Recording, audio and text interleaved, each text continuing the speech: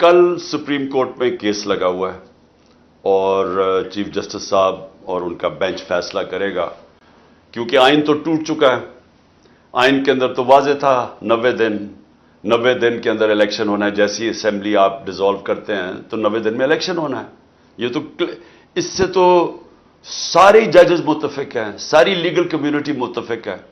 15 کے supreme court کے ججز وہ سب کہتے ہیں 90 دن میں الیکشن ہونا چاہیے، لیکن گورنمنٹ نے اس خوف سے کہ انہوں نے ہار جانا ہے، انہوں نے وہ آئین کی بلیٹنٹ وائلیشن کی ہے۔ اور دوسری چیز، سپریم کورٹ کے آرڈر کی وائلیشن کر دی۔ سپریم کورٹ نے 14 مئی کا کہا تھا کہ پنجاب میں الیکشن ہونے، انہوں نے نہیں کروایا۔ اب کل دیکھیں سپریم کورٹ کیا فیصلہ کرتا ہے، لیکن دیکھیں ایک دفعہ آپ کا آئین ٹوٹ جاتا ہے، یہ پلیز میری بات یاد رکھیں۔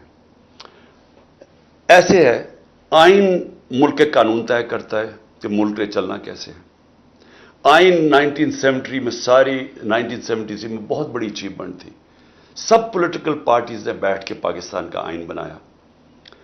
اب وہ آئین جب آپ کا ٹوٹتا ہے، اس سے پھر کیا ہوتا ہے؟ جو طاقتور ہے پھر وہ جو کرنا چاہتا ہے کرتا ہے، کیونکہ نظریہ ضرورت ہوئی، آئین ٹوٹ گیا۔ جب بھی نظریہ ضرورت آتی ہے تو طاقتور اپنا فیصلہ بنوا لیتا ہے۔ جب بھی نظریہ ضرورت ہوتی ہے تو اس کا مطلب کہ جو طاقتور ہے وہ فیصلہ کرتا ہے کہ کون سے آئین کی شق اس نے ماننی ہے اور کون سی نہیں ماننی۔ تو اس وقت جو طاقتور ہیں، یہ جو ساری گورنمنٹ اور اسٹیبلشمنٹ مل کے چلا رہا ہے ملک کو، انہوں نے فیصلہ کر دیا ہے کہ ابھی الیکشنز نہیں کروانے، کیونکہ اگر ابھی الیکشنز ہوں گے تو پی ٹی آئی جیت جائے گی، لہٰذا پی ٹی آئی کو باہر کرنے کے لیے الیکشنز ہی نہ کرواؤ، اس میں آئین ٹوٹتا ہے، آئین ٹوٹ جائے۔ تو اس وقت تو یہ سچویشن بنا ہوا ہے کہ پاکستان کے اندر اس وقت سارا جو ہمارا رول آف لا ہے وہ تباہ ہوتا جا رہا ہے۔ عدالتیں فیصلہ کرتی ہیں، جس طرح میں نے کہا شیرین کو 2 دفعہ عدالت نے کہا کہ اس کو رہا کرو، بیل دیتی ہیں، وہ پھر پکڑ لیتے ہیں اس کو۔ ہمارے کارکن وہ رہا ہوتے ہیں، بیل ملتی ہے، ان کو پھر پکڑ لیتے ہیں اور کسی اور کیس پہ اندر ڈال دیتے ہیں۔ جب عدالت کہتی ہے کہ عمران ریاض کو ہمارے سامنے لے کے آؤ، وہ لے کے نہیں آتے اس کو۔ وہ بیچارے اور لوگوں کے ماں باپ جا رہے ہیں کہ ان کو پکڑا ہوا ہے، کوئی ویسے پکڑ لیا، وہ جاتے ہیں۔